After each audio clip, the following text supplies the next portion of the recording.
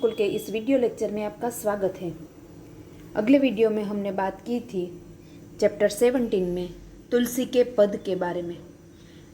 आज हम देखेंगे चैप्टर 19 महाकवि कालिदास।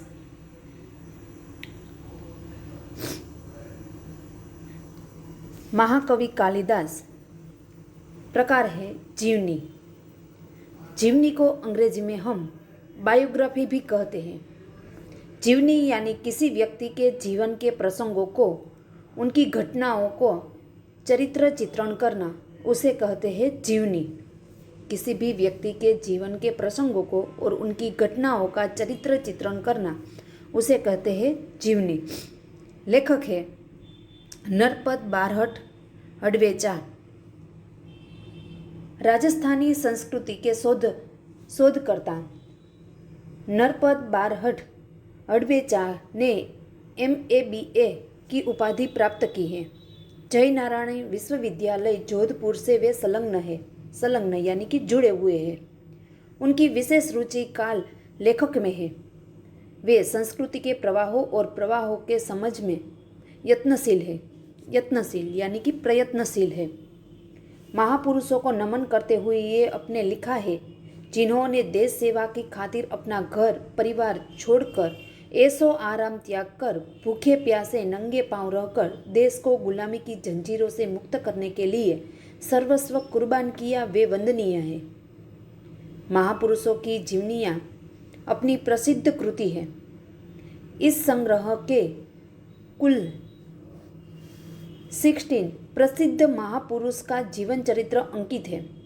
प्रस्तुत जीवनी महाकवि कालिदास में कालिदास के जन्म और परिचय एवं उनकी प्रसिद्ध साहित्य रचनाओं का विवरण है। इस कृति से यह संदेश मिलता है कि किसी बच्चे को मूर्ख मानना नहीं चाहिए, क्योंकि वह मौका मिलते ही हीरे की तरह चमक सकता है। कालिदास संस्कृत भाषा के महाकवि हैं। उनके बारे में ऐतिहासिक और भौगोलिक जानकारी प्रामाणिक रूप से नहीं मिलती। प्रस्तुत लेख में लेखक ने कालिदास के बारे में उपलब्ध जानकारी देने का प्रयास किया है।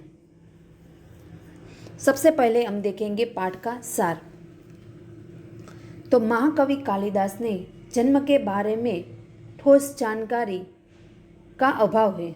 कुछ विद्वान उनका जन्म 365 में तथा निधन 445 में मानते हैं। उनका जन्मस्थान उज्जैन बताया जाता है।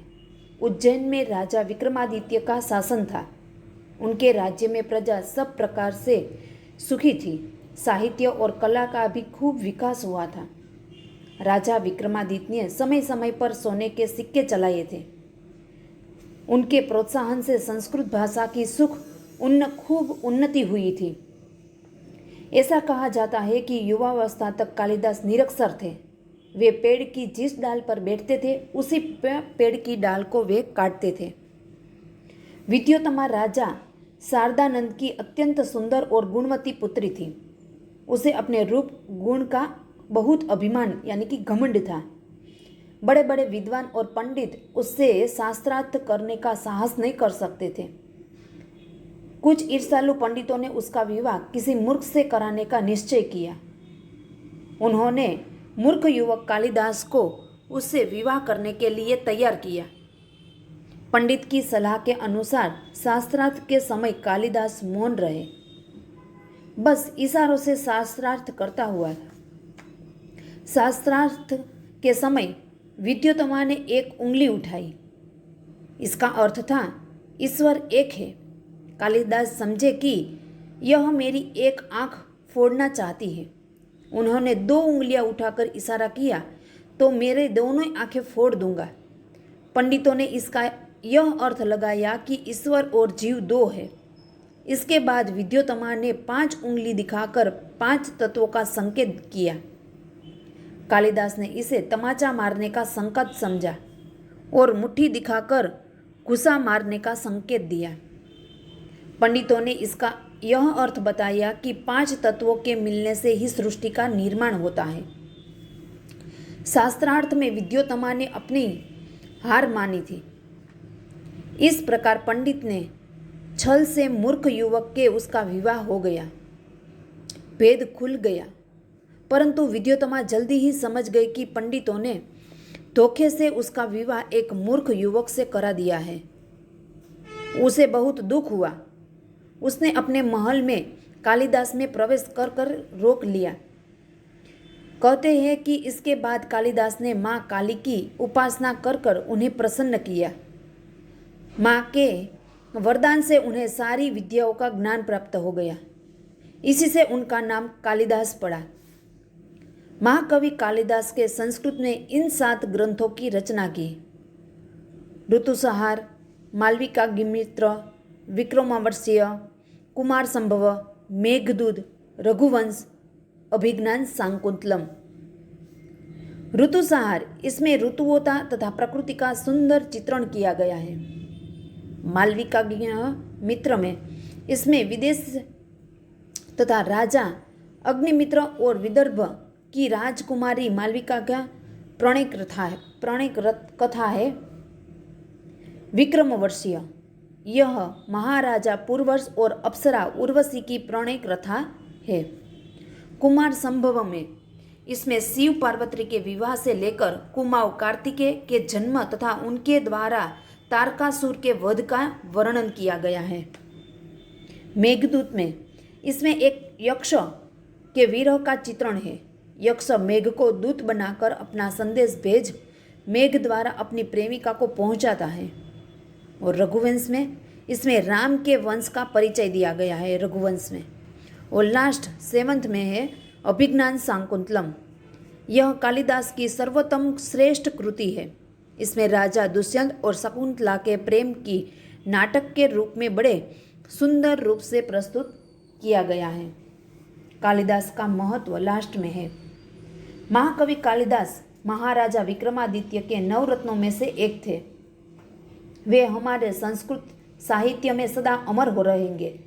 उनकी रचनाओं में अनेक समय के इतिहास, साहित्य, शासन, राजनीति तथा समाज के बारे में जानकारी प्राप्त होती है। तो ये था पाठ का सार। सबसे पहले हम देखेंगे कालिदास के बारे में। कालिदास को हम मात्र संस्कृत के महाकवि के रूप में जानते थे कि हम कालिदास को सिर्फ संस्कृत के एक महाकवि थे उसके बारे में ही जानते थे, आगे कुछ नहीं जानते थे। परंतु यहाँ पर नरपत बारपट ने सुंदर कालिदास का चित्रण यानी कि परिचय देने का प्रयास किया है। स्वयं महाकवि कालिदास ने अपने विषय में कुछ नहीं लिखा है। हर्षचरित में शुरू में कवि बाण भट्ट ने कालिदास का उल्लेख किया है कि कालिदास को हम मात्र संस्कृत के एक महाकवि के रूप में ही जानते थे। उसके आगे हमें कालिदास का कुछ भी परिचय नहीं था और इसके बारे में कुछ भी जानते नहीं थे। परंतु यहाँ पर स्वयं महाकवि कालिदास ने अपने विषय में कुछ नहीं लिखा है, परंतु वो अपने बारे में नहीं लिखा है, परंतु हर्षचरित में शुरू में कवि बाण भट्ट ने कालिदास का उल्लेख किया है। इससे पता चलता है कि कालिदास बाण से पहले हुए हैं कि हर्षचरिता में महाकवि बाण भट्ट ने कालिदास के बारे में उल्लेख किया है। और इससे हमें पता चलता है कि कालिदास बाण भट्ट से पहले हुए हैं। एक स्थान पर स्वयं कालिदास ने अपनी अभिभावक के रूप में विक्रम नाम का उल्लेख किया है। यहाँ कौन सा विक्रम है? तो यहाँ पर विक्रमादित्य राजा की बात हुई है और विक्रम संवत जो हम कहते हैं शक संवत और विक्रम संवत जो आपको सामाजिक विज्ञान में आएगा, उसके बारे में यहाँ पर महाकवि कालिदास ने चर्चा की है। विक्रमादित्य राजा के बारे में कहा गया था कि वो प्रसिद्ध राजा थे और उससे भारत के विक्रम संवत में जो नाम आता है वो विक्रम संवत की यहाँ पर बात की गई है। इस बात का अभी पूरी तरह पता नहीं चल पाया है कि फिर भी उन्हीं राजा विक्रमादित्य और राजा भोज का समकालीन मानकर कितनी ही कथाओं और नाटक बनाया गया है। विभिन्न भाषाओं में पहेलियाँ और लोक कथाओं में उनका विद्वता, कवि और चमत्कारिक प्रसंगों का वर्णन मिलता है। कि इससे हमें पता चलता है कि कालिदास महाकवि बाण भट्ट से पहले हुए हैं। एक स्थान पर कि एक घटना पर कालिदास ने स्वयं अपनी अभिभावक के रूप में विक्रम नाम का उल्लेख किया है कि विक्रमादित्य राजा के साथ उसका संबंध है। वह कौन सा विक्रम? तो यह विक्रम संवत यानी कि विक्रमादित्य राजा के नाम के साथ जो विक्रम संवत जुड़ा है वो इसकी बात यहाँ पर अभी पूरी तरह पता नहीं चल पाती। फिर भी उन्हीं राजा विक्रमादित्य और राजा भोज के समकालीन मानकर कितनी ही कथाओं और नाटक बनाया गया है। विभिन्न भाषाओं में पहेलियाँ और लोक कथाओं में उनकी विद्वता, कविता और चमत्कारिक प्रसंगों का वर्णन यहाँ पर हमें मिलता है। सबसे पहले हम देखेंगे जन्म और परिचय। तो कुछ विद्वानों ने महाकवि कालिदास का जन्म 365 तथा निधन 445 माना है। महाकवि कालिदास के जन्म स्थान के बारे में भी ठीक ठीक पता नहीं चलता। कुछ विद्वानों ने उनका जन्म स्थान उज्जैनी यानी कि उज्जैन माना है, जो सही लगता है क्योंकि मेघदूत में स्वयं कवि कालिदास ने उज्जैन की विशेष दर्शनीय कहा है। दर्शनीय यानी कि देखने लायक। तो के अभिज्ञान शाकुंतल में कवि कालिदास ने कहा है कि उसका जन्म स्थान के बारे में ठीक ठीक नहीं माना गया है, परंतु उसका जन्म स्थान पता नहीं चलता। परंतु कुछ विद्वानों ने राजा जन्म स्थान उज्जैना के यानी कि उज्जैन माना है, जो सही लगता है क्योंकि मेघदूत में स्वयं कवि ने उज्जैन की विशेषता दर्शनीय यानी कि देखने लायक कहा है। और लंबा रास्ता पड़ने पर भी उधर से जाने के लिए बादल हल से अनुरोध किया है। कवि कहते हैं कि उसका जन्म स्थान में तो कुछ तो के साहित्य और कला के कहा गया है कि उज्जैन में उसका जन्म स्थान माना जाता है क्योंकि मेघदूत में स्वयं कवि ने उज्जैन की विशेषताओं का दर्शन हमने कराया है। उज्जैनी में उन दिनों राजा विक्रमादित्य का राज्य था कि राजा विक्रमादित्य है वो उज्जैन के महान राजा थे और आसपास के प्रदेशों में उसका राज्य चलता था। वहाँ की प्रजा सब प्रकार से सुखी थी। साहित्य और कला की उन्नति चरम सीमा पर पहुंची थी। राजा विक्रमादित्य ने अपने नाम से ही विक्रम संवत चलाया था। समय समय पर उन्होंने सोने के सिक्के चलवाए थे, उनसे उनके राज्यकाल का ठीक ठीक पता चलता है। विक्रमादित्य के शासनकाल में जितना वैभव देश में था, जितनी साहित्य तथा कला की उन्नति हुई थी, उतनी भी नहीं हुई थी। कि उज्जैन में उन दिनों राजा विक्रमादित्य का राज्य चलता था। वहाँ की प्रजा सब प्रकार से सुखी थी। उन दिनों साहित्य और कला का खूब विकास हुआ था। राजा विक्रमादित्य ने अपने नाम से ही विक्रम संवत, जो हमने आगे कहा था कि विक्रम संवत जो और शक संवत, जो अभी हम विक्रम संवत की चल रहा है कि राजा विक्रमादित्य ने अपने नाम से ही विक्रम संवत चलाया था। समय समय पर उन्होंने सोने के जो सिक्के चलवाए थे, उनसे उनके राज्यकाल का ठीक ठीक पता चलता है। विक्रमादित्य के शासनकाल में जितने वैभव देश में थे, जितनी साहित्य तथा कला की उन्नति हुई थी, उतनी कभी नहीं हुई थी। कि राजा विक्रमादित्य ऐसे महान राजा थे कि जो उसके शासन से ही विक्रम संवत उसने अपने नाम से ही विक्रम संवत चलाया था। और उन्होंने आसपास के देशों में जो सिक्के चलवाए थे, उनके राज्यकाल में ठीक तभी से तो उसके राज्यकाल का ठीक ठीक पता चलता है। परंतु विक्रमादित्य के शासनकाल में जितना वैभव देश में था, जितनी साहित्य और कला की उन्नति हुई थी, उतनी कभी नहीं हुई थी। एक से बढ़ के एक कवि, साहित्य और वैज्ञानिक इस युग में उत्पन्न हुए थे। विक्रमादित्य के काल में राजा विक्रमादित्य स्वयं साहित्य और संगीत के अच्छे जानकार थे कि वो स्वयं एक अच्छे संगीतकार थे। संस्कृत भाषा की उन्नति भी इसी काल से अधिक हुई थी कि जितनी संस्कृत भाषा की उन्नति हुई थी वो इसी काल से हुई थी, ऐसा मालूम पड़ता है। अपने पूर्व जीवन में बुद्ध माने जाने वाले कालिदास विक्रमादित्य के दरबारी कवियों में श्रेष्ठ थे।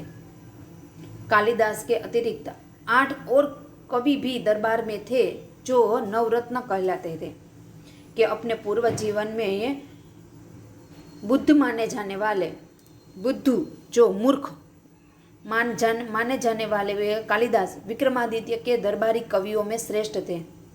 कि कालिदास है वो एक महान कवि थे, कि विक्रमादित्य के दरबारी कवियों में सबसे आगे, सबसे श्रेष्ठ, सर्वोत्तम थे। कालिदास के अतिरिक्त 8 और कवि भी दरबार में थे विक्रमादित्य के दरबार में, कि कालिदास के सिवा उसके अलावा भी 8 और भी कवि दरबार में थे जो नवरत्न, कालिदास से जुड़े नवरत्न कहलाते थे।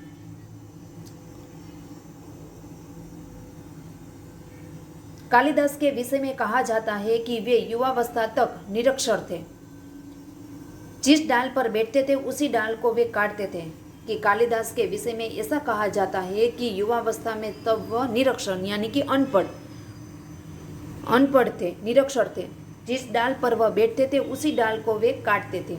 निरक्षर होने पर भी वह इतने विद्वान और महाकवि किस तरह बन गए, उसकी भी एक बड़ी विचित्र और रोचक कहानी है। कि वह निरक्षर थे, अनपढ़ थे, फिर भी वह इतने विद्वान महाकवि कैसे बने, उनकी भी एक बड़ी विचित्र रोचक कहानी है। हमारे सामने भी कैसे ऐसे अनेक एग्जाम्पल है। सचिन तेंदुलकर जो 10 पास है फिर भी वह इतने महान क्रिकेटर बने, और धीरूभाई अंबानी जो भी एक अनपढ़ व्यक्ति थे, तो उसने भी अपने बिजनेस को कैसे आगे बढ़ाया। तो महाकवि कालिदास भी निरक्षर थे। जिस डाल पर वह बैठते थे उसी डाल को वे काटते थे। इतने मूर्ख थे, फिर भी वह विद्वान और महाकवि किस तरह बन गए, वो भी एक विचित्र और रोचक कहानी है। उन दिनों शारदानंद नाम के एक राजा थे।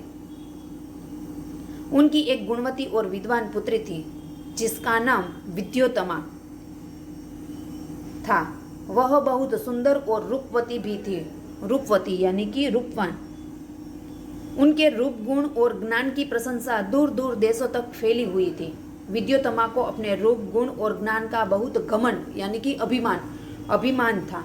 अपने विवाह के संबंध में उनके एक घोषणा कर रखी थी कि जो उसे शास्त्रार्थ में हार देगा उसी के साथ वह अपना विवाह करेगी। कि जब कालिदास मूर्ख थे, अनपढ़ थे, फिर भी जिस डाल पर बैठते थे उसी डाल को वे काटते थे, फिर भी वह इतने महान कवि और विद्वान कैसे बने, उसके बारे में भी एक रोचक कहानी है।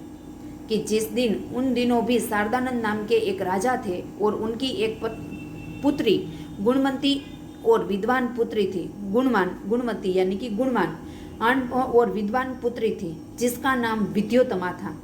वह बहुत सुंदर और रूपवान थी। उसके रूप, गुण और ज्ञान की प्रशंसा दूर दूर देशों तक फैली हुई थी। विद्योत्तमा को अपने रूप, गुण और ज्ञान का बड़ा ही घमंड यानी कि अभिमान था। अपने विवाह के संबंध में उन्होंने एक घोषणा कर रखी थी कि जो उसे शास्त्रार्थ यानी कि शास्त्र संबंधी अर्थ यानी कि शास्त्र संबंधी जो चर्चा विचारना करते हैं उसे कहते हैं शास्त्रार्थ। के शास्त्रार्थ में हार देगा, उसे हरा देगा, उसी के साथ वह अपना विवाह करेगा। कि उसी के साथ वह विद्योत्तमा अपना विवाह करेंगी। आगे का पाठ हम अगले वीडियो में देखेंगे। Thank you.